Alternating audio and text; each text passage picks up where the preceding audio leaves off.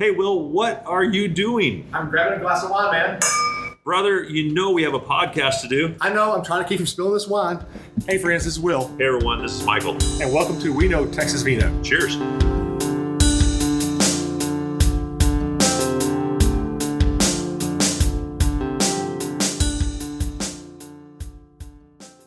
Welcome back, friends. This is Will. Hey, this is Michael. We're pumped, aren't we? Yeah, we're pumped. We're at a great location today, so we're going to share some more quality time with our listeners today. We're going to have a great time. It's going to be amazing. We had such a blast during our first 3 episodes. Yes. We're jazzed to be here in St. Joe, just outside of St. Joe in Texas, and we're going to have our next edition. Oh, yeah. This is going to be a great place. In fact, when I pulled in, I got to see all the nice little vineyards already. Yeah. Granted, they got nothing growing right now because it is wintertime a little bit. 49 degrees when I pulled in here, so it's a little chilly. A little chilly this morning. That's right. So, Will, where can the listeners find us? Well, right now you can find us on Facebook at We Know Texas Vino, and coming soon, our website at texasvino.com. You can also find us on all your major streaming podcast applications like iTunes and Spotify and Stitcher and so forth. And when you find us out there, go out there and hit the like button and hit us a 5-star rating. And if you find a problem or find something you like, or you want a new topic or whatever, leave us some feedback on our Facebook page. And we have some feedback already from the first couple episodes. Yes. And so it's exciting to see that people are listening. And our podcast, folks, this is so cool. Thank you. It has already reached Germany and we're in Japan. What's up with that? Yeah. Japanese wine drinkers. Actually, I looked the other day, we had someone in Australia. Oh, Australia now. So we're going worldwide. Well, we're worldwide now. Our goal is to hit every continent, including Antarctica here in the next month or so, right? Well, I don't know if the penguins will listen to us. Well, I don't know either, but yeah, we're excited. So we're glad to be here. So let's go ahead and move on with our podcast today. Yes. So today we are again at Arche, and we're talking to Grayson today. Grayson Davies. Yes. Okay. Now, I have a question. I'm going to go ahead and ask. Okay. How'd you come up with the name? Because when I saw it the first time, I thought it said Archie. Archie. Yeah, so there's an interesting story about Arche and how it came about. There's a long story and a short story. So if you actually come in at our front gate, you'll see the gate says Oak Creek Vineyards. I saw that. Yeah, So there is a small creek, dry creek that runs through the property. It was called Oak Creek, so we're Oak Creek Vineyards. And so we started growing grapes in 99. And when we opened up the winery in 2007, we were going to be Oak Creek Cellars. Okay. There was a winery out in California who said, no, you're not allowed to do that. And so we said, okay, we'll change the name. We'll come up with a new name. We'll keep the vineyard name because we've been around longer than you have, but the winery, not so much. So we came up with Arche. There was a friend, and my dad's standing right here. That was Seth Martin. Seth Martin. Okay. Yeah. And he came up with this name, called me up and said, I got a great name for you. And I said, what? And he said, Arche. And I said, isn't that some kind of a thing at a circus or something? I said, no. It means beginning. Beginning. It's a biblical term, and you can, if you get one of the original Bibles or an older school Bible, in the beginning of the Bible, it mentions the Arche. The Arche. And it refers specifically to the angels. Oh, okay. 3, 4. 4, okay. So well, there you go. That's interesting because now you're the second winery that we visited that has some sort of biblical background in the winery. So the name, yes. Yeah, and Seth Martin, he's at Prisos. He owns Prisos. Okay. And yeah, my parents are actually wine club members of there. Oh, fun. Yeah, I should never put my dad on the spot. Oh, That's right. Anyway, It's fun. Oh, did I give you the impression that I'm shy? No, not at all. Well, actually, yes, very much. Yeah. Very, very much. That's the man. We appreciate you. Thank you, sir. Yeah. So that was kind of fun. And so that's awesome. And so we have a beautiful location here and beautiful name, which we just learned about. And you're in the Red River Valley. I was telling my wife about that on the way here. So what's the background on that? The Red River runs down through here somewhere? yeah, so we, straight north of us, 9 miles is the Red River. Okay. And extending from 82, which we are just a few miles north of 82, starting from, let's say, St. Joe's the middle, and then going east and west, Munster and Nocona. From there to the Red River is this unique topography where it's basically a valley. There are bluffs in this area. And it's one of the only spots along the entirety of the Red River where you have this unique topography. Oh, interesting. So it's one of the reasons why this is a very good grape growing area. Interesting. Yeah, well, my wife and I lived up in Alaska for years, so we have mountains up there. And every time we see hills and rolling hills, we're like, hey, isn't this fun? Because we live in Dallas now. And so it was really cool to drive up here and experience that, wasn't it, Will? So that's awesome. So tell me about the grapes that you're growing right now. You and I can have a little pre-game. We talked about the Syrah, but what are some of the things you're doing right now? And can you tell us kind of what your mojo is here? Why is this an attractive winery? What are you guys doing? Yeah, so when we first planted vinifera varieties in '99, we looked at, okay, what do we like? And there were some namesakes that we just decided to grow because it was my parents at the time, and they said, well, we like Cabernet, we like Merlot, we like Chardonnay, we like Syrah, so let's grow those. And then they also started looking at, okay, now what should we really, really, really grow, depending on our climate? A serious conversation. Yeah, and so my parents were advocates of the French wines, and so we wanted to look at French varieties. So we looked at the Rhone. So we also planted some Roussanne. We planted some Mourvèdre, some Grenache, and since then we have made some changes to our first vineyard that we planted, redoing trellising and spacing and deciding not to grow certain varieties that we were growing originally. Now we grow primarily all Rhone varieties. Okay. The one big exception being Chardonnay, which is one of the varieties that people are always surprised that we grow, and yet it does very well for us out here. Is that because of the elevation and the temperatures that we have here? So there's a few variables I think that result in why we can grow it so well. We chose a good clone type on a good rootstock for the area. And the thing about Chardonnay, it'll grow pretty well.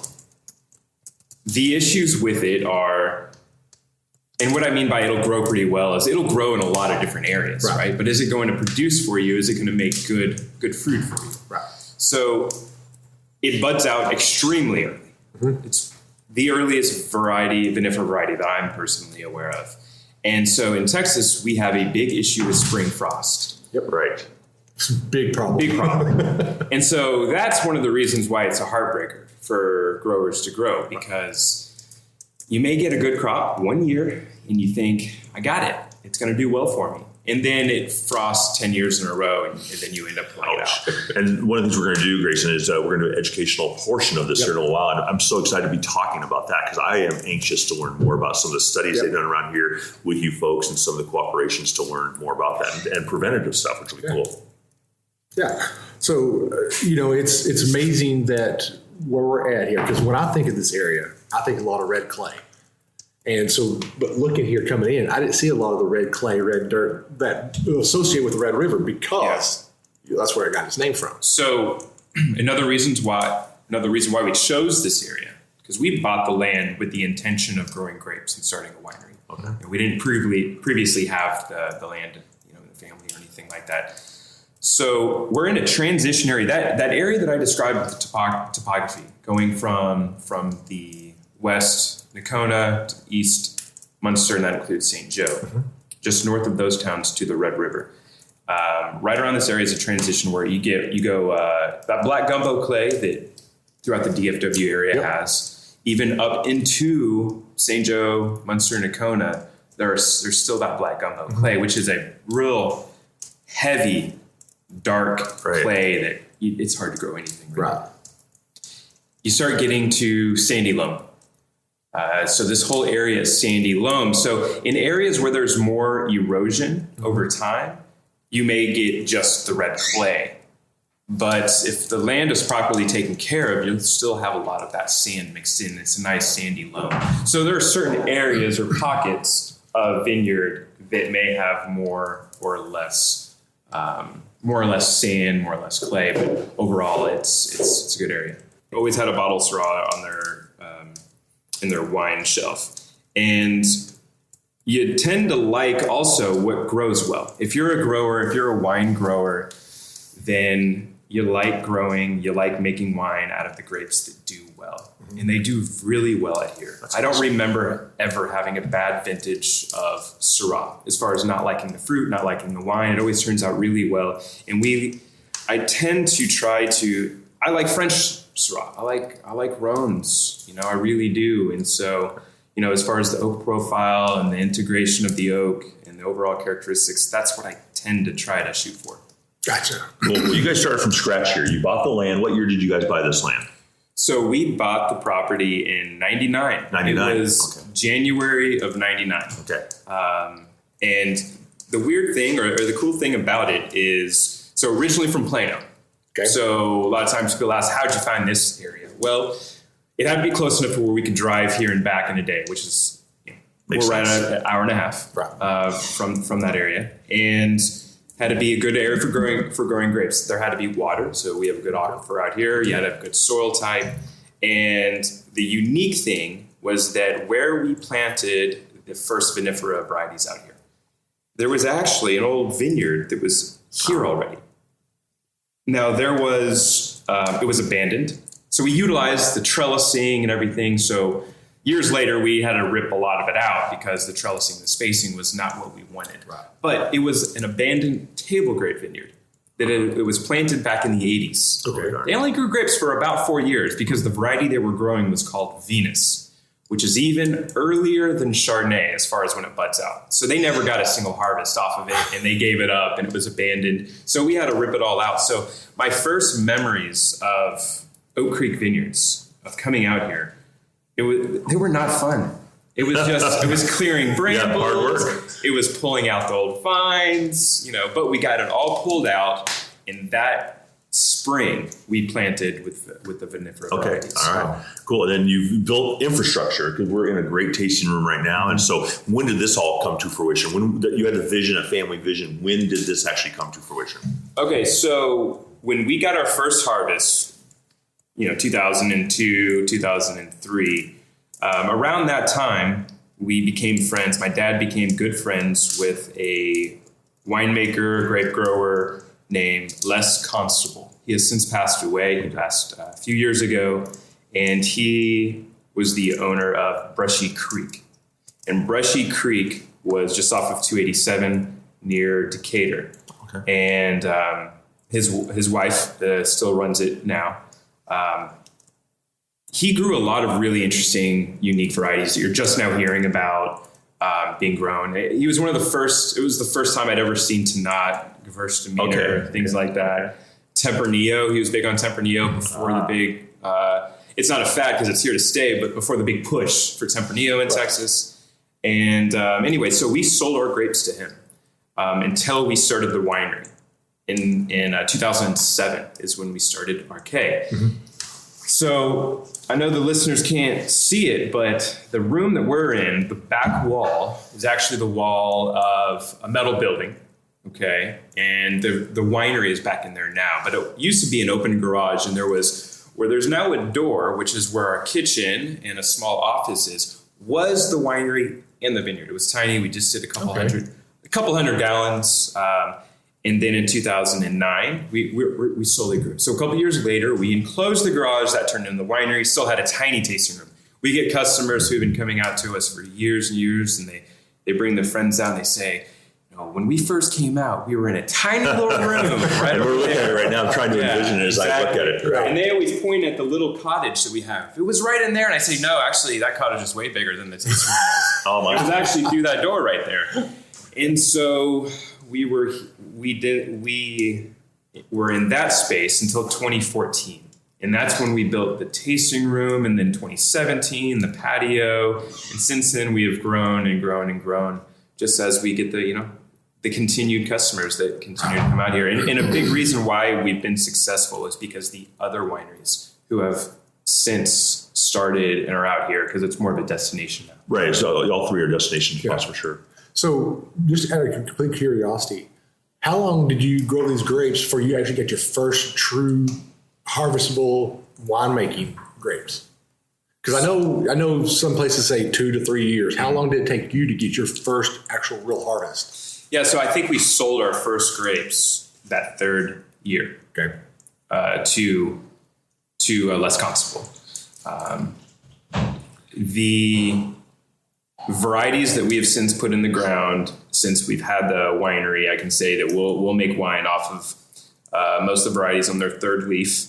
Don't expect them to do too much. We don't want to push them too hard. Again, and this is a big, let me back up just a second and say, I think a good winemaker has to have a really good grasp on growing grapes. And so talking about the viticulture aspect of it is really important. And what I'll say is, year one, you want that vine to focus on establishing its root system. Year two, you want that vine to establish its root system and start establishing a trunk. Year three, you're now going to have an established trunk and you want to start establishing your spur positions or your cordon positions and maybe get a small harvest. Year four should be your first. The vine is now established as far as root system. You have an established trunk. Depending on if you're doing cane pruning or you're doing cordon pruning, you have now established either your spurs for your canes or your cordons are now being built and you're going to get your first real harvest. Wow, okay. So, and that should really go across the board, regardless of area that you're in. Gotcha. If you're getting tons per acre on 2-year-old wood, you're not doing that vine any good. So it's just a time is a process, and you have to go through that experience in order to get the vine fruit. You really do. Now, sometimes you may get year three is depending on your area, your site selection, rootstock, no rootstock, and variety type. You may get some fruit off of that third leaf. Cool. Interesting.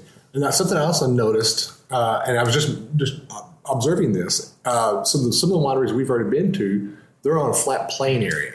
You're actually on a hillside. Mm-hmm. So is that better to help irrigate better? No, so there's a couple different theories when it comes to planting on a hill, right? What kind of slope? What slope do you run your rows? There's a couple different ways of thinking. Depending on the grade of your slope, the most important thing is going to come down to eliminating the possibility of erosion, soil erosion. Okay. More important than anything else, regardless of sunlight, direction of sunlight, the type of the shading, eliminating potential for erosion in your rows is going to be very important for long-term viability of your vineyard. Okay. Making sure your soil type does not get eroded away. What I mean by that is if you have a slope facing north and it's steep, you don't want your rows going north and south because it's going to cause a lot of erosion as you get rainfall. That makes sense. That's kind of the most important thing. In fact, if you look at a lot of established real old vineyards just around the world, you'll notice their rows are oriented based off of slope. I'm picturing in my mind now, whether it's Europe or California or Oregon, that makes total sense. The last thing you want is to have your rows just running down a steep slope. Rain will just destroy it. It makes complete sense. That's cool. See, we should have taught education about that. That's a good one right there. There we go. Well, a couple more questions here real quick, Grayson, and then we're going to kind of wrap up this portion, and I'm excited about it. So what is your family's vision for the future? And what in 5 years, if I come back, what am I going to see? Well, I've already mentioned it before, but to make wine using 100% estate-grown fruit. That is super cool. That is really impressive. Yeah, it's just, we didn't get into the business to just make wine. We got into the business to grow good wine, right? And so the day that I can say this vintage was 100% estate grown, not due to logistics, but purely due to the fact that we grew all the grapes that we needed for a particular vintage, that will be a great year. And we're close. We're very close. We've been planting the last 4 years. We've planted more varieties, just more vines. In 5 years, I would say that the remaining space within our current game fence to keep the critters in Texas that like to eat the grapes out, when the usable space within the game fence is planted, we still have another large planting to do before we're at that spot. That'll take us another close to being a state.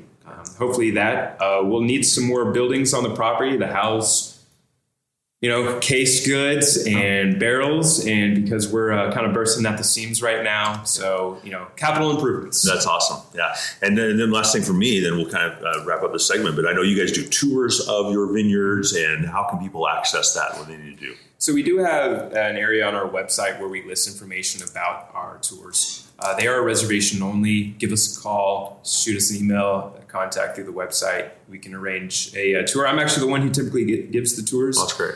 And, it's very educational, includes wine. And I'll just take it back to the educational part. We want you to go away really learning something and learning how we do it. There isn't a 100% this is the way you do it. It changes depending on where you are, what you're growing. And, we get a kick out of being able to provide that information to people. That's really cool. Cool. That's the whole point of this podcast, is to help educate people not only about understanding wine and how it's grown, how the grapes are grown, how it's made, but also just to get to know you as a person. Because, me personally have been, as a new wine drinker in the last 3 years, I love getting to know people. And being an IT and as an engineer, I take everything to the nth degree. And I wanted to know more about the people. I wanted more about the relationships they have with the what's what I'm looking for here. I don't know. Keep going. With the ground, with the environment they have going around. Because you just don't come out here and say, you know what, I'm gonna plant some grapes right here, and you're not successful because you don't know what's going on. The number that's funny you say that. There have been plenty of people throughout the years. From when I was a little kid, I remember hearing this, but it's just random guy saying, you know what, I got some property. I'm thinking about starting grapes. And you almost want to talk that individual out of it. For sure. Because you have to have a true passion, because there's so much information and learning. It's just so much education involved that it takes a true passion. It's not a hobby, regardless. It can't be a hobby. You got to be all in. Well, I just think that people generally, this is a total stereotype, but they generally go buy a bottle of wine. They've never once even considered what has been created and why it's been created. And my one takeaway so far in the first month of doing podcasts is the people we're meeting, the ownership and the winemakers and the vision, they've been well educated. I know you were at Texas A&M. Texas Tech earlier. Sorry. Red Raiders. My bad. Yeah. And so we've met really sharp young people who are excited about this. And I used the word passion a lot in the last podcast. There's definitely a passion for what they're doing here. So I'm going to make you laugh at me. Okay. So when I started thinking about doing this, I actually was thinking about, I got a big backyard, and I thought about just doing a small row of grapes just for the heck of it. Yeah. And then I looked into it and I was like, yeah, this ain't going to happen. Well, and one thing I'll tell people that when they get into growing, even if it's really small, is I say, listen, what it really comes down to, what's your goal? What are you growing it for? Because you can grow grapes, sure. Are you just going to grow some grapes just so you can have a vine and it looks pretty? Okay, that's fine. But if you really want to grow grapes to make wine, that's where we get into, let's make sure you understand what you're getting yourself into. Yep. Awesome. So, all right, well, let's wrap up this section. So real quick, Grayson, how do people contact you? How do they reach out to you? Maybe a quick physical location. How do people find you online and personally, in person? Well, ARCHE, that is Arche. So if you just type in Arche Winery or just Arche, we'll pop right up there on Google search. So archewines.com is our website. Excellent. That's it. I was on that site it's today. Easy. Yeah, Facebook. We're on Twitter. Sure. All the things. And then the drive out here is very pleasant. I know you and I took separate cars today driving out here, but it was a very pleasant drive. I will have to say that the whole coming out the plains and coming down into the valley, I'm not going to lie, I actually stopped in the middle of the road and took pictures. That's why you were late. I think it's cool for newcomers to see the windmills and all the activity happening out in this area. But listen, we're excited. So stay tuned, everybody. Grayson, thank you for your time. We're going to be back with you here in a moment for our segment number 2, our educational segment. And so with that, we appreciate you and your family and inviting us here today. Yeah, appreciate it. Thank you. Hey, everyone. This is Will, your host. We are so excited about our show and this next segment. This next part is the education portion. And if you have any wine topics you would love for us to cover, we will be happy to do that for you. All you need to do is just visit us on We Know Texas Vino on Facebook and let us know. Now, get your glass of wine and class is about to start. Well, welcome back, everyone. We're super excited to be here at a great winery with an awesome young man, Grayson. Thanks for being here today. And one of the cool things about coming up here today is I know the last time I was here, I saw some studies being done on your property. And I know I talked to you pregame about some of that stuff. I'd like to talk to you about that today a little bit. And I noticed that, again, when I was here, you had a bunch of your vines had little tags on them. They were all different colors. So who was doing the study, the environmental study, and what can you tell me about that process that happened here, I guess maybe last year about this time? Yeah, so I've mentioned multiple times now that frost is a major issue throughout most of the areas of Texas that grow grapes. Right. Spring frost. So, the fruit that is produced, let's say, so we're in 2023 now. So the fruit that's going to come up for this current vintage here in a handful of months was produced last year in the buds. So inside each bud is the first 6 leaf positions or so, and all of the fruiting structures down in a little micro scale. So if those buds are damaged, your fruit is gone. You will then have to rely on secondary buds or perhaps tertiary buds. They become less and less fruitful as you go. Tertiary buds may or may not even develop. Certain varieties, they just really don't develop and they never have fruit on them. Secondary clusters may or may not have fruit on them depending on variety. So in the spring, in April, we get bud break and then we get a frost, and then your crop is just severely diminished. Right. So there was a company that was started called Frost Defense Envirotech Incorporated, working out of a university up north. Can't remember the name of the university, but they've gotten grants from the USDA, and they came to Texas and have worked with a few vineyards. They've worked with vineyards out in California, and currently they're working in vineyards, I believe, down in Argentina. Oh, wow. One of the South American grape growing areas. And so they've developed a product that it's a polymer that coats the entirety of a cane or a spur, coats the bud with this polymer, and basically, in essence, kind of squeezes it and keeps it encapsulated. So it prevents or it delays bud break by up to a couple weeks, which is the difference of damage or no damage. It's like a cocoon. It's almost like it cocoons it or something like that. Yeah, it holds it in tight, and it really prevents the bud from starting to grow and to break and to bust. And so this polymer, it totally breaks down and eventually just cracks apart, and then the vine bud breaks, but it delays it. And so they're doing studies just trying to get the formulation down right as far as the thickness and how to apply it and the duration from estimated bud break, application timing. So we were doing all of those trials. And so we applied it on our Syrah. We also applied it on our Roussanne. So an earlier bud break variety and a later bud break variety.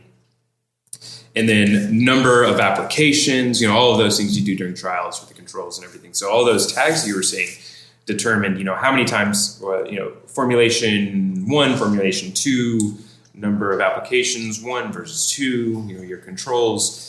And so right now they're developing the actual equipment to help apply it, because we did everything by hand, basically we had to make a mixture and then apply it. So you had little pump sprayers and going out we there? have basically a painter's kind of spray gun, if you will, I can see y'all doing out there. And so they're developing equipment, though, big, larger spray equipment that can apply it. And I can tell you, as far as what I thought it works, I found that it worked, but that was just me. I took down all the data and sent them all the data, and it was a lot of work, but they're trying to develop, or they have developed, and they're trying to do all the testing and all of the research and put together all the data to basically say, hey, we have this product now to where if you're in an area that spring frost is an issue, you can apply this, a month out, 2 weeks out from bud break, and that's going to give you 1, 2, 3 weeks of protection, which is the difference between, in many cases, of having a crop or not having a crop. That's amazing. Yeah, All right, brilliant.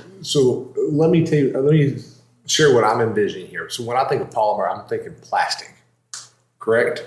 Yeah. So they obviously didn't tell me exactly everything that went into it, but in essence, he said you could basically drink the stuff and it's not going to hurt you. Okay. Yeah. That's the question everybody's asking, right? I'm sitting there like, wait a minute, you're going to put plastic on your plants and then you're going to bud them and then you're going to turn this into wine. No, this isn't plastic. It's not a plastic-based polymer. Well, that makes sense. I mean, you knew it was something environmentally friendly, and when it disintegrates. They were very upfront with, this is not bad. This is not bad for the environment. This is not toxic. Okay. He's like, they would never encourage you to make a solution of anything without gloves, but he's like, you could bathe in it basically. Right. No, I'm not. Well, he didn't actually say you could bathe in it. And I don't want to put it out there that you can, but I'm just letting you know that, because we're all very, that leads us to, having proper, integrated pest management, being sustainable, right, and all of that. And we are you have to have a proper, healthy environment and soil health to have a long-term vineyard growth, because a vineyard, a grape, is something that you want to grow for decades. Right. It's not a row crop that you're redoing every year. Right. So you have to have a healthy environment. Yeah. And that was my first thought too. As it disintegrates, what does it do for the soil? Because the soil is probably one of the most important things you have to have in order to have that, revitalized. So apparently the UV just completely breaks it down. That's amazing. It just totally breaks it down. And it's funny though, because the same year we talked to the gentleman who is the head of doing all of the trials a couple of years before he actually invited us to be part of the trial. And between then and when we actually did the trial, we actually put in a wind machine out here. I'm sure you saw as you drove up. Yeah. And so that has actually solved all of our frost protection problems. So, but we were still happy to do the trial. And, there was, our trial he didn't get probably 100% let me just say, our wind machine had to turn on that year. And so he said, it would be great if you didn't turn on your wind machine this year so we could really see the effect. Right. But obviously, we're not going to ask you not to turn. That's awesome. And so, but we are still, fully support the product that they're developing. Awesome. So and we're really looking forward to it being put out there in the market, because it's going to help a lot of growers. How were you selected? I mean, I have a note here. Who else is participating? But it sounds like this winery was participating. Were any other wineries in this area participating? And then how did they select you? Yeah, so they did 3 wineries in Texas, and they wanted to do different areas. All areas that would potentially be affected by frost, which vast majority of grape growing areas of Texas are. Mm-hmm. They, as far as this area, because we're pretty far up north when it comes to Texas, not including the Panhandle. The Panhandle is way further north than we are, but we are just a handful of miles away from the Red River in Oklahoma. And so I believe he went to all the other wineries in the area, and we have a passion for growing grapes. I'm not trying to say any other wineries don't, but I think it really comes through, and I'm sure that had something to do with it. And that we were really willing to be a part of the trial. We wanted to be a part as well. And on their website, they actually list all the wineries that are involved in their studies. I'll check that out. Let's look at that. I might have to put another one. That was cool. Yeah, it's very interesting that how different wineries are using technology to help prevent that first fruit to surpass that frost.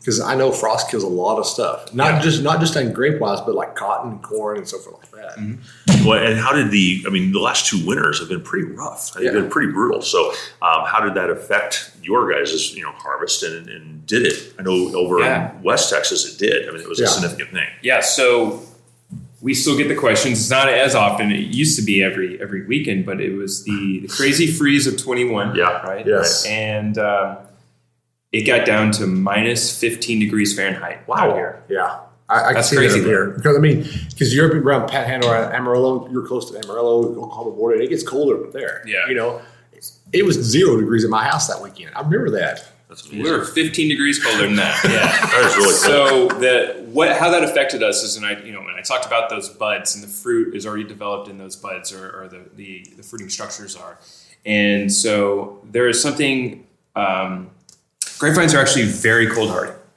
very cold, much more cold hardy than you would typically think. But the rate at which the cold happens really matters. How cold it gets, and if the temperature slowly declines over days and days and weeks, it can get extraordinarily cold because that vine continues to dehydrate and the water gets pulled out from the buds and the wood and goes down in the trunk It's and down adapted. in the It's root adapted to system. everything. Exactly. Yeah, that's beautiful. Now the issue is when it's not extremely cold and then it gets extremely cold overnight. That can do damage. And what could also hurt is if we get high temperatures. This past week, it got up to 78. All right, the buds deacclimate, and they don't reacclimate to the cold right away. And so when you get warm temperatures, cold, warm, cold, that can be damaging. And so in 21. It got very cold very quickly. Most of the buds were damaged or killed. And we were fortunate in that we did not lose vines, but we lost the vast majority of our production. I know of some vineyards who lost a lot of vines. So it really depended on